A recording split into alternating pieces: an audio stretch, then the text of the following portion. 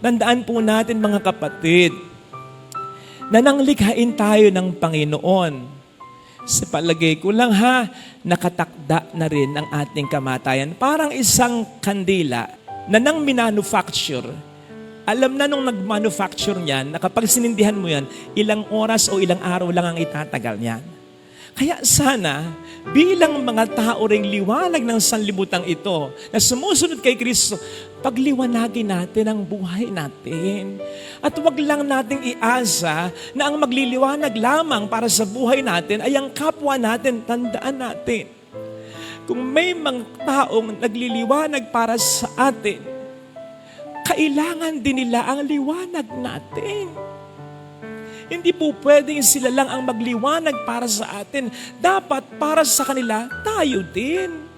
Alam nyo, iniisip ko maglagay ka ng isang kandila sa gitna ng isang kwarto na nadidirimlan. Yung madilim na madilim talaga. Yung isang kandila lang. Hindi kaya nakaka-apekto yung nag-iisa lamang siya para mas maupo siya. Kasi kung may isip lang yung kandila, parang, pipilitin ko, na dapat maliwanagan ko yun. Hindi ko na kaya, hanggang dito lang ang liwanag ko. Gusto ko maliwanagan ko rin yun, pero hindi ko na kaya. Kasi hanggang dito lang ang kaya kong gawin na mabuti sa buhay ng ibang tao, sa buhay ng pamilya ko. Hindi kaya kung ang isang tao ay nagbibigay ng liwanag sa pamilya mo, siyang laging nagsasakripisyo, siyang laging nag-iintindi at nagdadala ng mga problema sa pamilya ninyo, hindi kaya kapag siya lang, mas umiikli yung kanyang buhay, mas humihina siya, kasi na-stress mas umiikli yung buhay niya, lalo pat kapag wala siyang nakikitang magandang resulta sa kabila ng liwanag na binibigay niya. Kaya ko sinabing, ikaw rin pwede kang magliwanag para sa buhay niya. Lalong-lalo na kung ibibigay at papakita mo ang inaasahan sa iyo ng Diyos at ng kapwa mo, lalo tigit ang mga taong mahalaga sa iyo. And just imagine, kung yung isang kandila, madadagdagan pa ng isa. Kung yung dalawa, madadagdagan pa ng tatlo. Kung yan ay madadagdagan pa, hindi ba, mas magiging madali para sa maraming kandila ang pagpaliwanagin ang buong kwarto. Ganon din sa pamilya.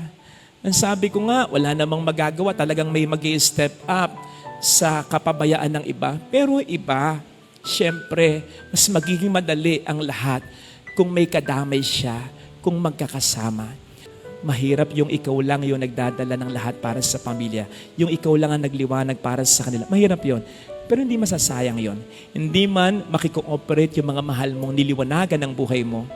Sa pagdating sa langit, paliliwanagin ka ng Panginoon. Sabihin niya sa iyo, well done, good and faithful servant. Samantalang yung mga taong hindi nagliwanag sa buhay at sa mundong ito, ilalagay sila ng Panginoon sa lugar kung saan wala talagang liwanag, doon sa impyerno. Kasi galit ang Panginoon, hindi lamang sa gumagawa ng kasamaan, kundi sa mga taong inaasahan niyang gumagawa dapat ng kabutihan, pero ang pagkakataong gawin yan ay sinasayang. Time heals. Time heals wounds. Hindi laging totoo yun. Ay kahit nga sa literal na pangyayari, nasugatan ka, nasaksakan ng ice pick. Siyempre, dugo. Magmamagandang loob sa iyo yung mga tao. Dadaling ka sa ospital, sabihin mo, hindi, dito na lang ako. Bakit? Time heals. Lalo kang duduguin.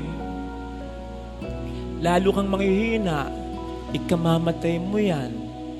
Ikasisira mo yan. Ganon din ang mga bagay na tulad ng pag-aaway, di pagkakaunawaan na kung minsan na nagsisimula sa mga simpleng bagay lang din naman. Kapag pinagtagal mo yan, naku, mas lalong lalala yan. Mas lalong gagawak yan. Mas lalong lalalim yan. Kasi pag gagawakin, palalalimin, palalalain ng promotor ng away yan. Ang demonyo. Paano yan gagawin ng demonyo? Ay, halimbawa, hindi mo na kayo na magkikibuan, mag-asawa, magkapatid, mag-ina, mag-ama. Ang gagawin ng demonyo, magseset siya ng isang pagkakataon na parang nalulungkot ka. Ay, bubulungan ka ng demonyo. Nakita mo na, hindi ka man lang ma-text. Hindi man lang makapag-miss call. Hindi man lang makapagparamdam. Tinitiis ka niya. Kapal ng mukha siya, may kasalanan. Siya pang tumitiis sa'yo. Nakita mo. O kaya, magseset siya ng pagkakataon na habang ikay nalulungkot na ganon, biglang yung asawa mo nakatampuhan mo, yung kapatid mo nakatampuhan mo, abay, for some reasons ay may napanood o may nakita na palabas sa FB, sa YouTube o kaya sa TV na nakakatawa, natawa. Maririnig mo yun. Ano sabihin ng demonyo sa'yo? Nakita mo na. Kahit hindi kayo nagkikibuan, masaya pa rin siya. Wala ka talaga sa kanya. Di ba? Binubulag ka na ng diablo para maging malala na. Tama namang when you are not at your best, wag munang harapin yung tao. Space and time muna. Pero wag namang million years. Wag matatagalin. Kasi hindi makatutulong yun. Kaya pansinin po ninyo sa ating ebanghelyo. Ang sabi dito, kapag naalala mo na may sama ng loob sa iyo ang kapatid mo, hindi pinag-uusapan dito sino ang may kasalanan, sino ang mali, sino ang tama, hindi. Sino ang unang makaalala, teka, hindi kami ayos mag-asawa. You make the first move. Dapat may mauna. Oo, kahit naman hindi ikaw ang may kasalanan, hindi naman ibig sabihin nun magsasorry ka. Okay, huwag kang magsorry. Kasi baka isipin niya, maling-mali na siya, tama pa siya. Pero magparamdam ka na nagre-reach out ka. Na pinapansin mo siya. Na gumagawa ka ng paraan para mag-reconcile kayong dalawa. Ganun. Let me end with this. Kasi nag-end din ang ebanghelyo ng ganito tungkol sa paghuhukom. Ang ni-insinuate nito marahil ng Panginoon ay pwede rin yung katotohanan na may kailangang buhay. Huwag nating aksayahin sa mga walang kwentang bagay. Katulad ng pag-aaway. Kasi sa mga oras na tayo nag-aaway at sa mga oras na hindi tayo nagkikibuan, nagtitiisan, marami ang panahon na nasa sayang. Sa mga kabataan na mahilig mag-shopping, daming pere, may nakita kang isang bagay. Ang dami mo ng sapatos eh. At alam mo na hindi mo siya pwedeng gamitin anytime soon.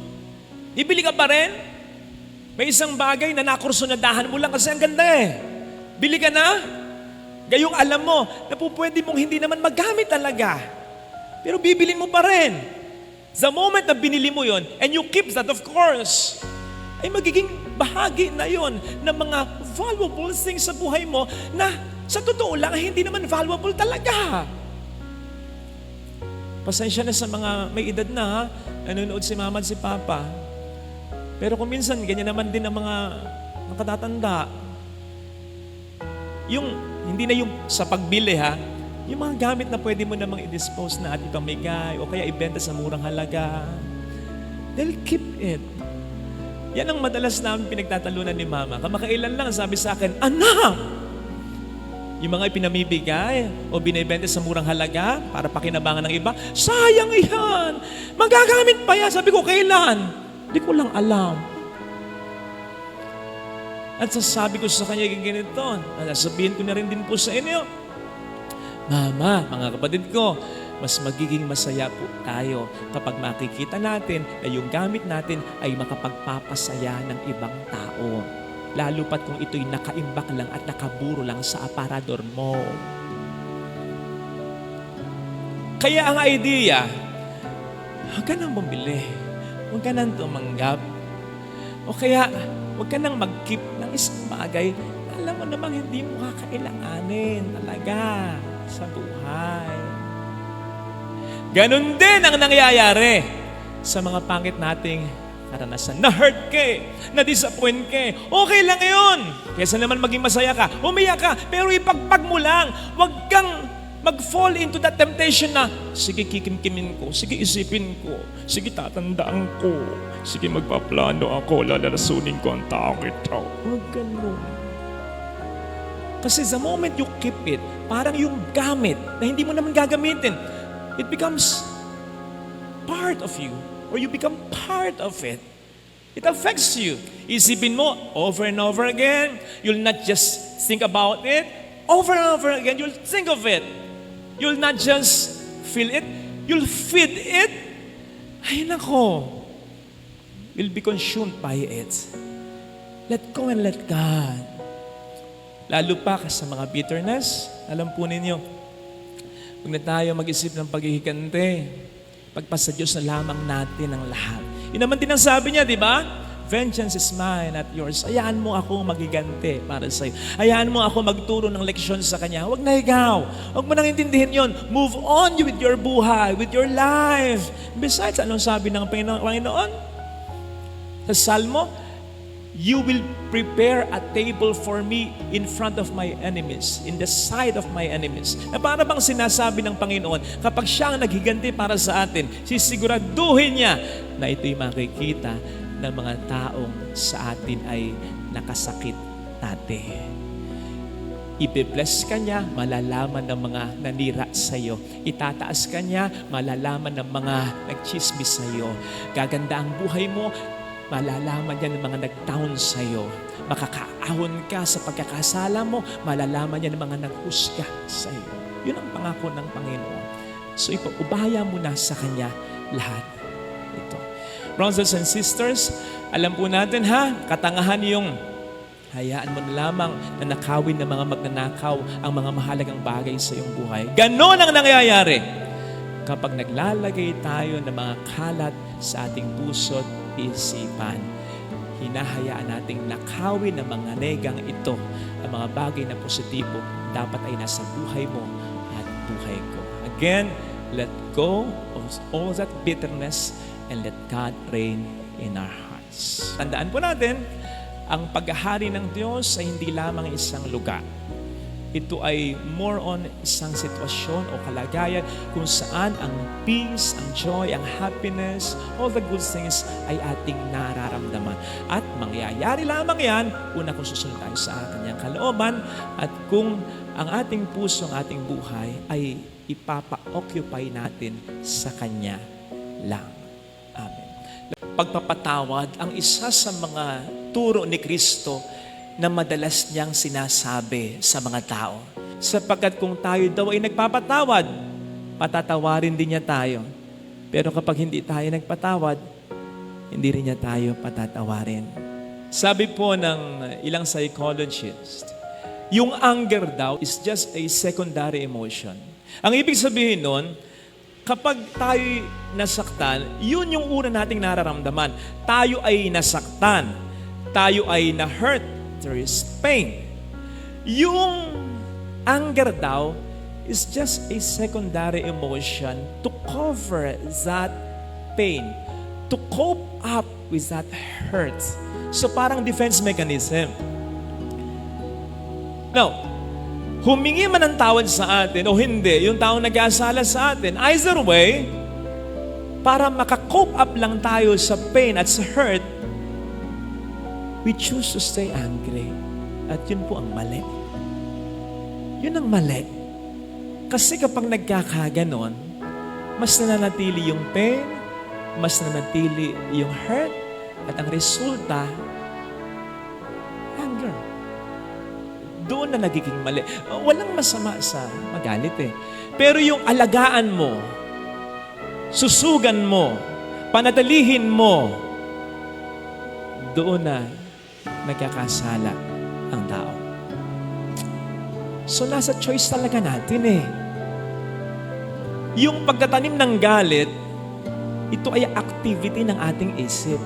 Kasi yung masaktan tayo tulad ng ibang sakit o pain, mawawala at mawawala O sino ba dito ang namatayan na ng taong pinakamamahal niya? Napakasakit nun.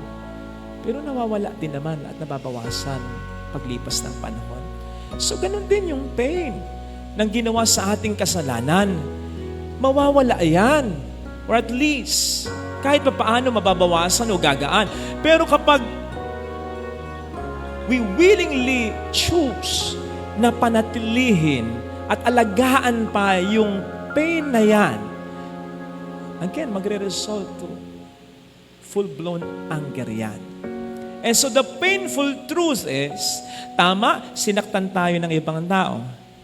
Pero ang patuloy na sumasakit at nananakit sa ating sarili ay tayo mismo. Sabi nga the first victim of unforgiveness is not the one needing or asking forgiveness, but we who refuse forgiveness. Kaya po kapag sinasabi ng Panginoon na tayo magpatawad, wag po nating iisipin that He is being inconsiderate on His part. Ang totoo, iniisip ng Panginoon ang ating kapakanan sapagkat ayaw niyang mamatay tayo sa ating sariling lason. And that is true. Kasi ang pagtatanim ng galit ay parang paghahanda, pagtitimpla ng lason na gusto nating ipainom sa kasala sa atin. Pero alam nating mali eh. May takot din naman tayo sa Panginoon eh. So hindi natin ipaiinom. Pero imbis na ating itapon, tayong umiinom. O di ba katangahan yon? Hindi, ikaw na ngayon nasaktan eh. Di ba? Ikaw pa ba ang pipili araw-araw na patuloy kang masaktan? Sabihin mo sa sarili mo, huwag kang tanga. Magpatawad ka. Yung pagtatanim ng galit ay activity ng isip. Yung pag-aalis ng galit, activity rin niya ng isip. So kung nararamdaman mong hindi ka pa handa, basta willingly choose to forgive hanggang sa makapagpatawad ka na ng lubusan. Alisin mo yung galit at wag na wag kang gagande. Yun ang wag na wag mong gagawin. Sapagkat walang maidadagdag sa iyo, may maibabawas pa ng malaki. Kaya nga diba, madalas ang sinasabi natin sa mga nagawa ng kasalanan na may katuwiran, do not stoop down to their level. Huwag kang bababa sa level nila. Kasi yung nakagawa sa iyo ng kasalanan, ng mali, yun talaga ang bumababa ang level. So huwag kang gaganti sapagkat kapag gumanti ka, bumababa ka sa level nila. Huwag kang mag-alala, hindi naman natutulog din ang Diyos. Siya ang gaganti para sa iyo kung kinakailangan gumanti. Yun naman din ang kanyang sinabi. Baka kasi kapag tayo mismo ang gumaganti, sabihin ng Panginoon, ikaw na. Pero pag siya, alam natin na ang kanyang ganti ay makatarungan at mararamdaman talaga ng sa atin ay nagkasala. Sabi ng Panginoon, ibababa niya ang mga nagmamataas. Ito yung mga gumagawa sa atin ng pagkakasala, lalong-lalo na yung mga hindi humihingi ng tawad. At itataas sa yung mga nagpapakumbaba. At ito, yung kahit may katuwiran ka, kahit nasa tama ka, hindi ka gaganti at pipiliin mo pa rin magpatawad. Yes, kung kinakailangang ihabla, kung kinakailangang idemanda mo, ihabla mo. Pero wag mo gawin yung ikaw ay gumanti. Alisin mo yung galit sa puso mo. At kapag nagkaganon, tataas ka sa mata ng iba, lalong-lalo na sa mata ng Panginoon. Kasi mas natutulad ka sa Kanya. Siya naman ang may sabi nun na kapag tayo'y nagpapatawad, tayo mas nagiging tunay na mga anak ng Diyos. Tayo ay mas nakakatulad ng Diyos. At kapag tayo nga po ay nagpapatawad, hindi lamang sa inaalis natin ang galit sa puso natin na siyang pwedeng mas magpahirap pa sa atin, kundi mas mararamdaman natin at mas nagkakaroon tayo ng karapatan na tumawag sa Diyos bilang Ama natin. May bashers ka ba? Yung pirmis na may naipipinta sa iyo. Yung kahit anong sabihin o gawin mo ay may nasasabi against sa iyo.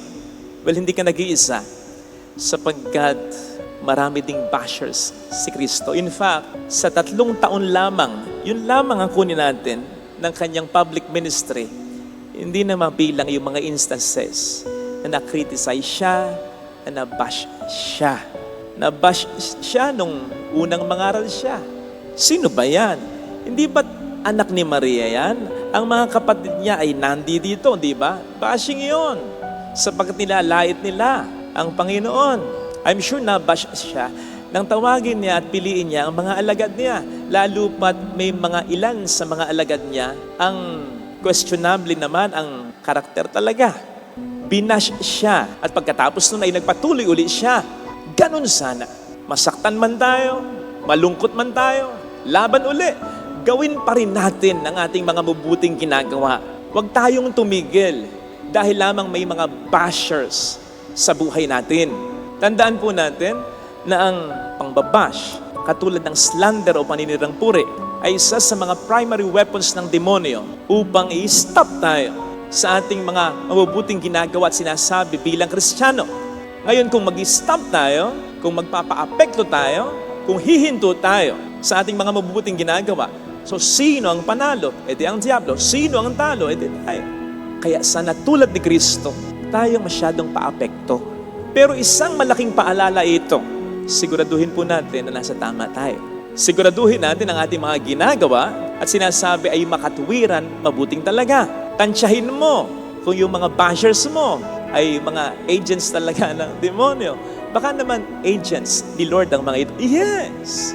I believe hindi lahat ng pangbabasya ay masama.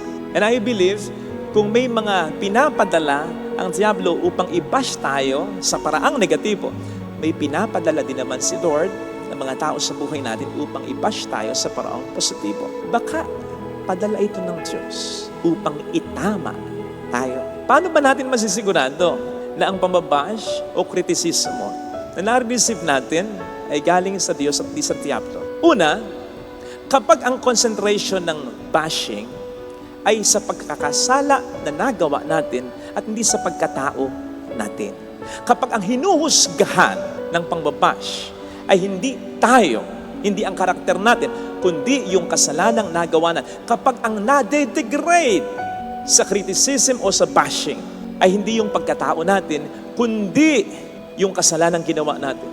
Natatandaan ko nung ako'y ma-assign sa isang parokya, mayroong isang tao doon. Siya lang naman, bukod tangi. Ang daming nasasabi sa mga ginagawa ko. Lalong-lalo na kapag nagsisermon ako, nagbabago-bago pa yung boses ko. Pati ba naman yun, ay style ko yun. Siya lang naman, tanging siya lang naman. At pakiramdam ko sa kanya, malayo ang loob niya. Pag ako'y kausap niya, parang hindi totoong tao yung kausap ko. I mean, napaplastikan ako. Pero alam po ba ninyo, unfazed lang ako. Ibig sabihin, steady lang. Hindi ko alintana. Hindi ko pinansin. Hindi ako masyadong apektado. Bakit? Nakaw kahit sabihin ko yung pangalan hindi naman yun yung kilala. I mean, kung sasabihin ko at makikilala ng mga taong nanonood ngayon sa akin sa parokyang pinanggalingan ko, oo nga, Pader, tama ka. Ako, Pader, huwag kang mag-alala. Hindi ka nag-iisa, kami rin ginaganyan niya. So, alam niyo yun, kung mabuti ang pakikipagkapwa-tao noon, kung maganda ang karakter niya, lalong-lalo na sa mga kaparokyaan namin, doon ako mababazar Doon ako mag-iisip, baka totoo yung sinasabi niya sa akin. Kahit nag-iisa lamang siya. Kasi mabuting tao naman siya. Kaya naisip ko noon, hindi ko na kinakailangang isipin pa. Mabilis ako nakapag-conclude, hindi, okay lang. Kasi walang moral authority yung nagsasabi. Kapag ang tao na nagbabash sa'yo at nagpapaalala sa'yo, lalo pat ang focus, again, yung unang punto, yung pagkakasala na ginawa mo at hindi yung pagkatao mo, ay mabubuting tao. Makatuwiran, makatarong. Ay, ibig sabihin, nasa mali kang talaga. Ang problema kasi sa atin, pinagpipilitan natin na tama tayo, gayong mali na pala tayo. Ang isang magandang paraan at palatandaan na ma-realize mo, ay, mali na sigurado yung ginagawa ko. Lahat na nagpapaalala sa akin ay mabubuting tao. Mabuting tao naman yung asawa mo. Mabuting tao naman yung anak mo. Mabuting tao naman yung magulang mo. Mabuting tao naman yung kapatid mo. Wala namang masamang tinapay. Wala namang masamang ugaling pinakita sa iyo. Ay most likely yung sinasabi niya na nasasaktan ka, ay totoo. At yun ay para talaga sa ikabubuti mo. Totoo naman yung mga nang bash kay Pura. Lahat naman tayo makasalan. Pero sinisigurado ko na maraming mga naapektuhan na kung kasalanan na pag-uusapan ay konti lang, maliliit na kasalanan lang. Mga banal na tao naman ang lubhang naapektuhan sa ginawa niyang yan. Yun ang mas naapektuhan yung mabubuting tao at walang kinalaman kasi wala naman din kasalanan. Kung paanong kapag nagloko yung asawa mo, gagantihan mo ng pagluloko o kaya gagantihan mo ng masama ito.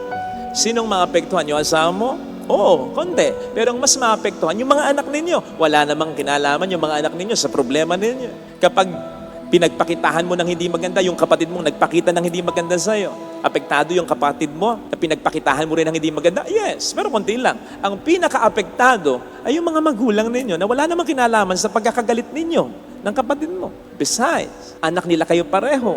Pag pinakulong mo, yung isang tao na po pwede mo namang patawarin at humihingi naman din naman tawad sa'yo.